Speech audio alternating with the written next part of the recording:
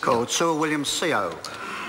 Mr. Speaker, I rise to support the government's bill and congratulate the government for this particular bill and recognise this is something that the Pacific communities have asked for. I recall in the 1970s that Albert Wendt wrote a book called Sons for the Return Home.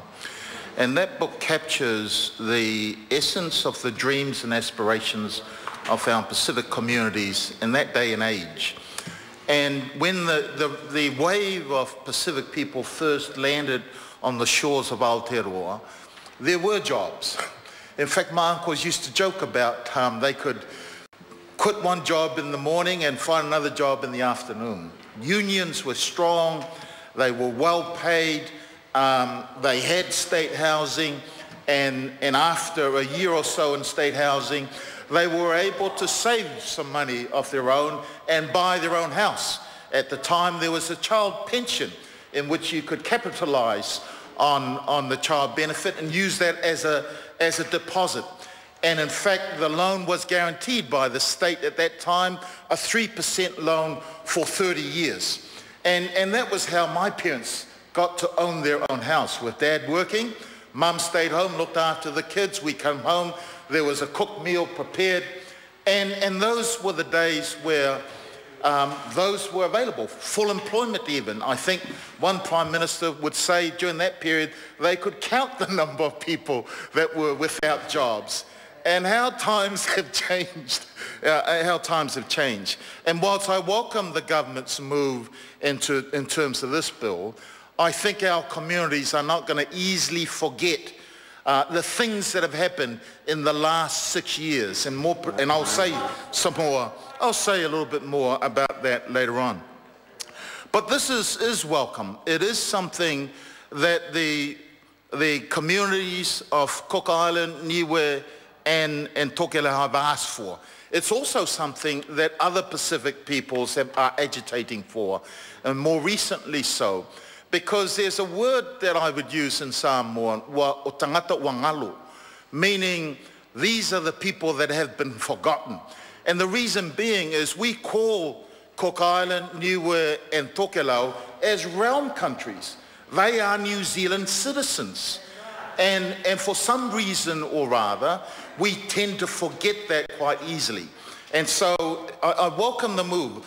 I often ask myself, why is it that a person living in the Cook Islands, Tokelau, or Niue has to come here to New Zealand and apply for the pension? And when you think that these are the people, in addition to the many other Pacific people who came to this country and have worked during the boom, the manufacturing boom.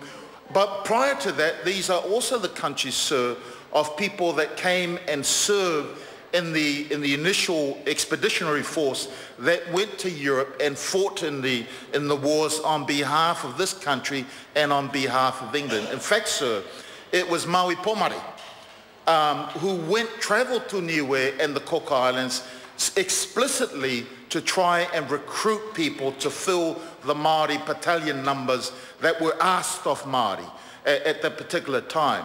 And because Māori themselves at that time, sir, were still up against the wall in terms of how the government of the day was treating them, Maui Pomare decided to travel directly to Cook Islands and Niue. And many of these people who fought on behalf for New Zealand have died and are buried still, sir, overseas. There are other markers here in Aotearoa, New Zealand, of where some of these people are buried. The point I'm making, sir, the move towards allowing people to leave New Zealand at the age of 55 and go back and reside in the islands and be eligible to then receive the pension at 65 is a good move. It will be received widely by the Pacifica communities.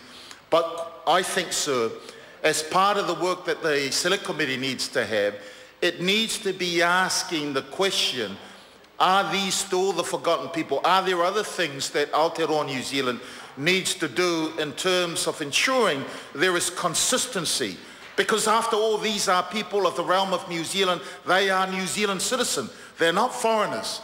But why do we then continue to treat them as if they are on foreign soil when they are indeed part of the realm of New Zealand? In fact, Sir Anand Satyanan made the point at every speech he made, sir.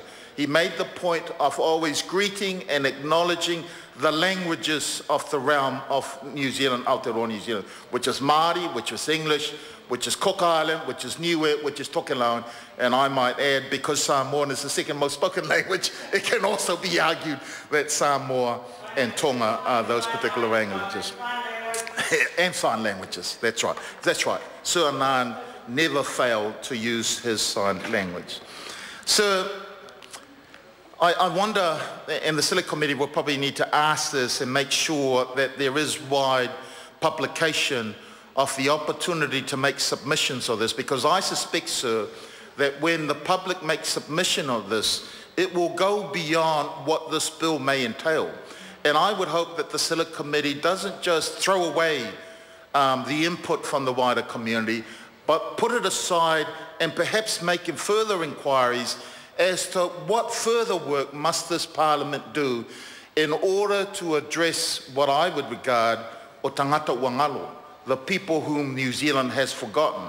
These are the people of the realm of Aotearoa New Zealand. You see, sir, I wonder whether if it says in the papers that are available that they are still required to meet the criteria which is currently in place. The criteria being that they must be resident in New Zealand of 10 years after being 20, and 5 of those years must be after they are 50. And yet the point I'm making earlier is that they are, if they are resident in the Cook Islands, in Niue and in Tokelau, is that not still part of the realm of New Zealand? Are they still required to be resident here for the sake of meeting the old criteria, which doesn't change at all? What about those who are serving in the public sector in these realm countries? Are they not also entitled to the way that public servants are treated here in Aotearoa New Zealand, given that they are part of the realm? And I would hope, sir, that the Select Committee continues to look at those particular areas. I note, sir, that it is not the first time that this has been asked, and in a recent meeting during the campaign, both the Prime Minister of Cook Island and the Premier of Niue made a point, and I think they were feeling a little bit frustrated because I suspect, sir, there may have been promises made, but I'm glad if this is what they were looking for, then certainly they should be proud of the way that this government is moving. But as I said earlier, sir, in my opening statements, the fact that this is being done, the fact that I suspect the Pacific community would welcome this, does not release this government of the poor standard of response that they have given the Pacific community of late.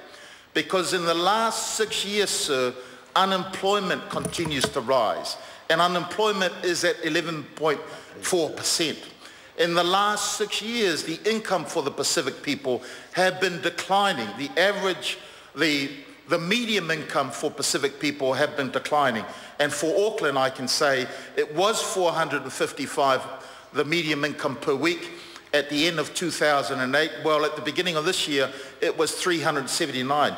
Child poverty, sir, is a significant issue that hovers over our community, not just Pacifica community, but communities right throughout Auckland. And I'd say, sir, the one single big issue now that will have rippling effect to the future of this country is the fact that we have unaffordable housing with people in homelessness situation. The point I'm making, sir, times have changed. When I told you about the Sons for the Return Home calling book that Albert wrote, sir, those times have changed. Today, sir, it seems like one can't help but wonder whether this bill has been strategically timed to counter some of the negative impact of this government's policy on Pacifica community today.